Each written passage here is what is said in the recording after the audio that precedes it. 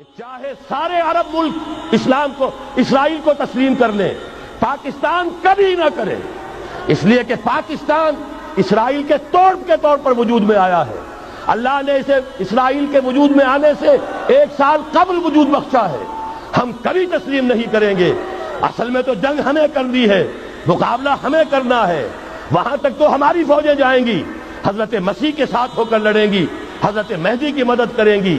یہ سارا کا سارا رول تو اللہ نے ہمارے لیے رکھا ہے، لہذا کسی صورت عرب کر لیں، مجبور ہو چکے ہیں، بے بس ہو چکے ہیں، ان کا معاملہ جو بھی ہے وہ جانے، لیکن چاہے وہ تسلیم کر لیں، اسرائیل کو کسی صورت میں پاکستان تسلیم نہ کرے۔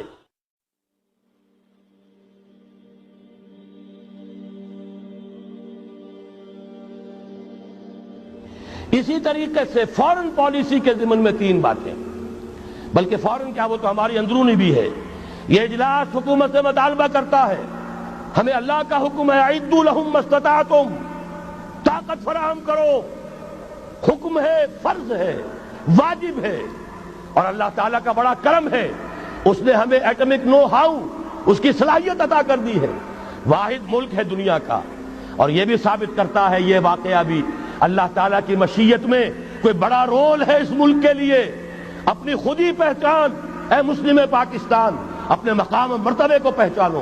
400 سال سے مجددین امت کی بارش فوار تم پر پڑتی رہی ہے، تم نے اس کا حق ادا کیا، اس کے بارے میں غور و فکر کرنا چاہیے۔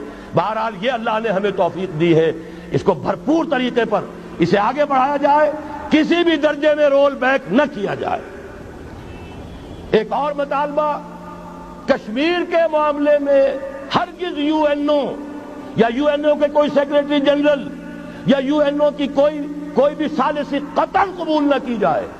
یو این او امریکہ کا زر خرید اور امریکہ یہودیوں کا غلام، لہذا اگر اس طرف آپ نے رخ کیا، یہ کشمیر کچھ اور ہو جائے گا، یہاں کوئی اسرائیل وجود میں آ جائے گا، کوئی یہودیوں کو اور امریکن کو قدم جمانے کا موقع مل جائے گا۔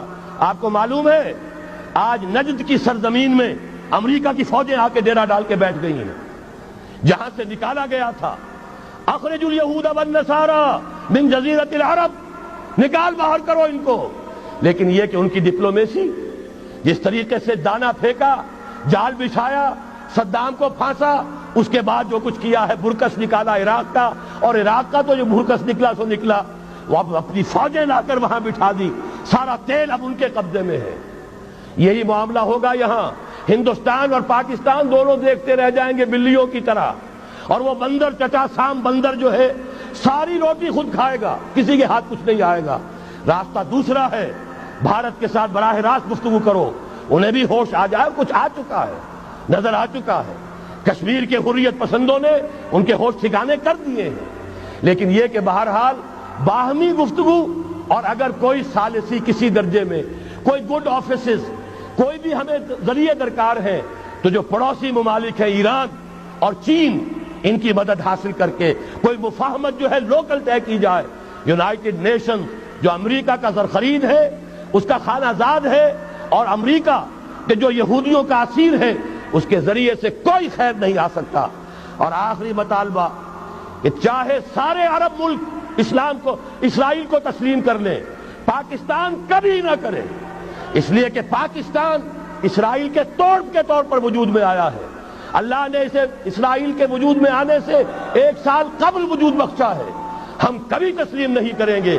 اصل میں تو جنگ ہمیں کرنی ہے، مقابلہ ہمیں کرنا ہے۔ وہاں تک تو ہماری فوجیں جائیں گی، حضرت مسیح کے ساتھ ہو کر لڑیں گی، حضرت مہدی کی مدد کریں گی۔ یہ سارا کا سارا رول تو اللہ نے ہمارے لیے رکھا ہے، لہذا کسی صورت عرب کر لیں، مجبور ہو چکے ہیں، بے بس ہو چکے ہیں، ان کا معاملہ جو بھی ہے وہ جانے، لیکن چاہے وہ تسلیم کر لیں، اسرائیل کو کسی صورت میں پاکستان تسلیم نہ کرے۔